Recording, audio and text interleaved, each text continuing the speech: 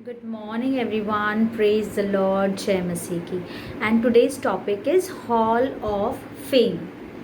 Okay, hall of fame का मतलब होता है मशहूरी या कामयाबी का कक्ष।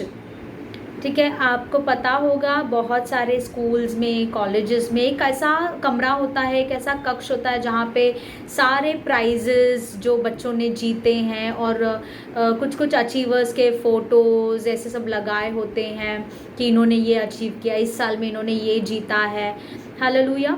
तो हॉल ऑफ फेम का मतलब होता है एक ऐसा स्थान जहाँ पर कामयाब लोगों के नाम आते हैं और उनकी कामयाबी के बारे में लिखी जाती है, उनकी कामयाबी के बारे में बातें की जाती है, उनके तस्वीर लगाए जाते हैं। हालेलुया।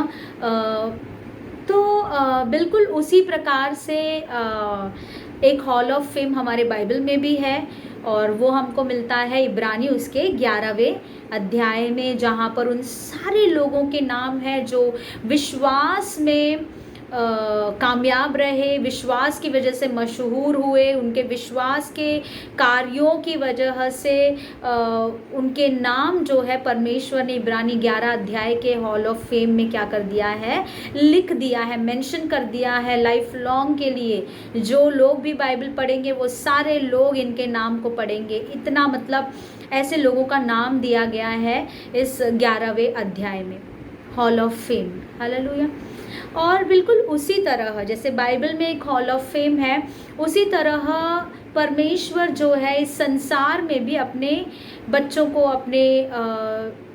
अपने दास को, अपने दासियों को जो उसकी सेवा कर रहे हैं अलग अलग प्रकार से, उनको भी परमेश्वर कामयाबी का एक कक्ष देते हैं, कामयाबी का एक दौर उनके ज़िंदगी में देते हैं। फॉर एग्ज़ाम्पल वो फेमस हो जाते हैं मीडिया पे, सोशल मीडिया पे फेमस हो जाते हैं उनके गीतों के द्वारा, उनके वचनों के द्वारा। और मतलब उनके अगर प्रॉफिट्स है तो उनके ऑफिस ऑफ प्रॉफिट में वे कामयाब होते हैं, वो मशहूर हो जाते हैं, लोग उनके नाम को जानने लगते हैं। तो आजकल के ज़माने में भी there is a hall of fame in the Christian circle. हमारे मसीही लोगों के बीच में भी एक हॉल ऑफ फेम है जहाँ पे बहुत सारे परमेश्वर के दास दासियाँ में भी वर्शिप लीडर्स या फिर पास्टर्स या फिर इवेंजलिस्ट, प्रॉफिट्स, टीचर्स जो है वर्ड ऑफ गॉड के टीचर्स, उन सारे कामयाब लोगों को हम वहाँ पर देखते हैं। हालेलुया।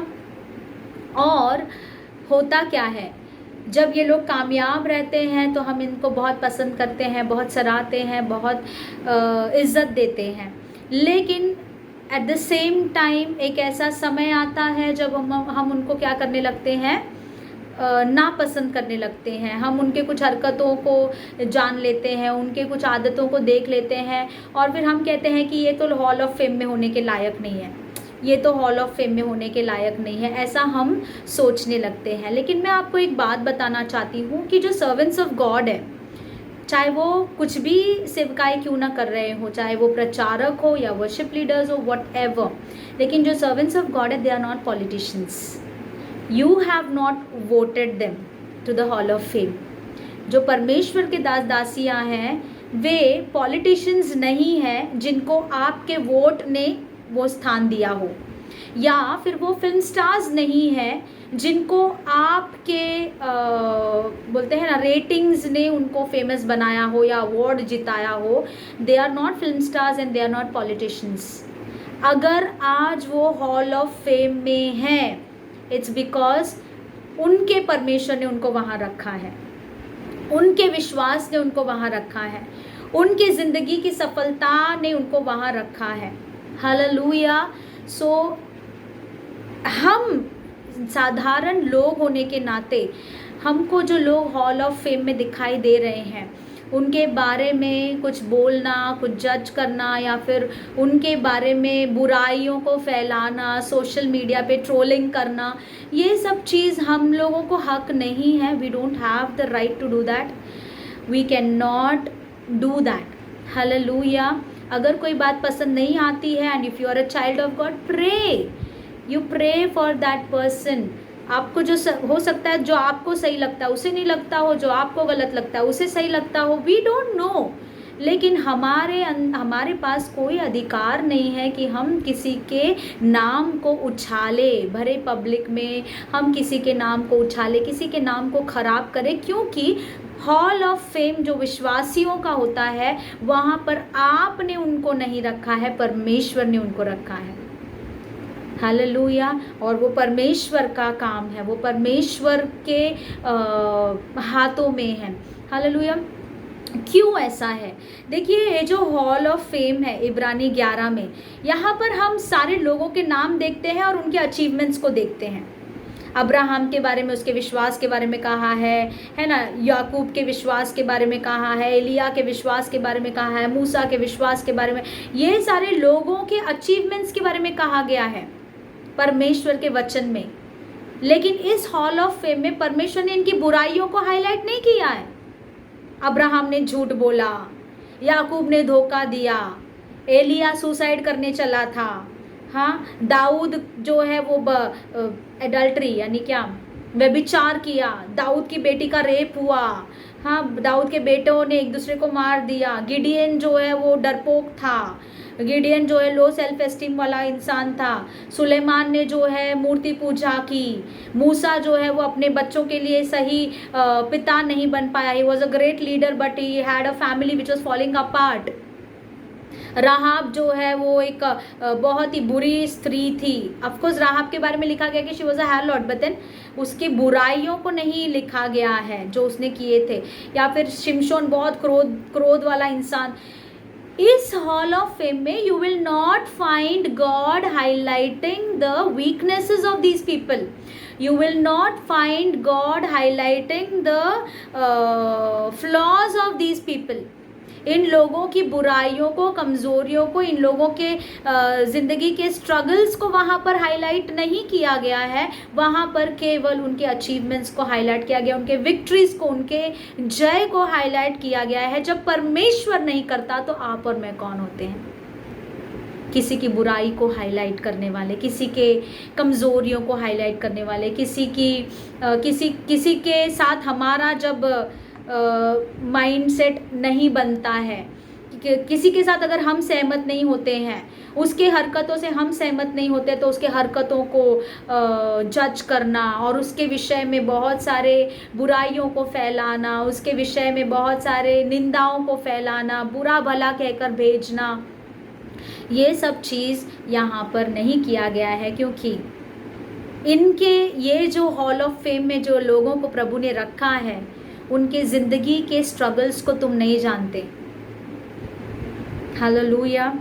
तुम सिर्फ उनके फेम को देख सकते हो, लेकिन उनके ज़िंदगी में जो उतार चढ़ाव से वो लोग गुजर के आए हैं, जो तकलीफ़ों को उन्होंने पार किया है, और अगर आज वो इस स्थान पर है, इस हॉल ऑफ फेम में अगर वो दिखाई दे रहे हैं, कामयाबी और मशहूरता के उस कक्ष में उनका नाम प्रभु ने अगर डाल दिया है, तो of course they must have had a very deep and intimate relationship with God.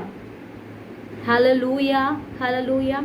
So basically ये जो लोग जो हमको हॉल ऑफ फेम में दिखाई देते हैं, परमेश्वर भी जानता है उनके स्ट्रगल्स को, लेकिन परमेश्वर उनको चैम्पियन करके देखता है और चैम्पियन करके बुलाता है।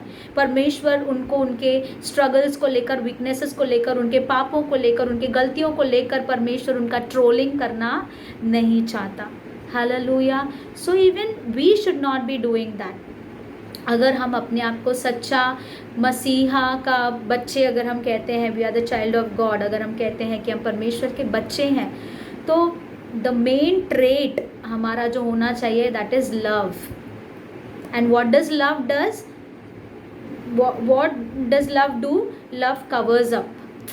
समझ में आया? प्रेम जो है ढांकता है, प्रेम जो है बचाता है, प्रेम जो है उछालता नहीं है। Hallelujah, hallelujah. सो हमारे ज़िंदगी में हमको ये सीखना है। पास्टर बेनी हिन ने भी एक बार कहा था कि a servant of God is a servant of God as well as a man. Okay, तो कई बार एक मनुष्य होने के नाते कभी कभी इमोशंस में फ्लो होकर कभी कभी कुछ गलतियाँ, कुछ मिस्टेक्स हो सकते हैं, या फिर तुम्हारा राय अलग हो सकता है, तुम्हारा क्या कहते हैं, सोच विचार अलग हो सकते हैं। लेकिन क्योंकि हम एक दूसरे से अलग हैं, हमारे सोच विचार अलग हैं, हमारे लाइफस्टाइल अलग है, तो इसका मतलब ये नहीं है कि हमें किसी के नाम को उछालने का अधिकार हमको मिल जाता है as a servant, as a child of God. ऐसा नहीं है। We need to always cover people in prayers, cover people in love. Okay, अगर आपको लग रहा है वो गलत है तो परमेश्वर से बोलो, परमेश्वर उसको मैसेज भेज देगा, परमेश्वर उसको सही करा देगा। हालेलुया। और परमेश्वर को अगर नहीं लगता है कि वो गलत है तो परमेश्वर will not change it. Hallelujah. So let us not take things into our hands, but let us leave it to God. Okay, so may God bless you all. आप भी किसी को भी कभी जज या ट्रोल करने मत जाइए. Just leave it to God, leave it to the person. Okay, thank you so much. Have a nice day. God bless you all.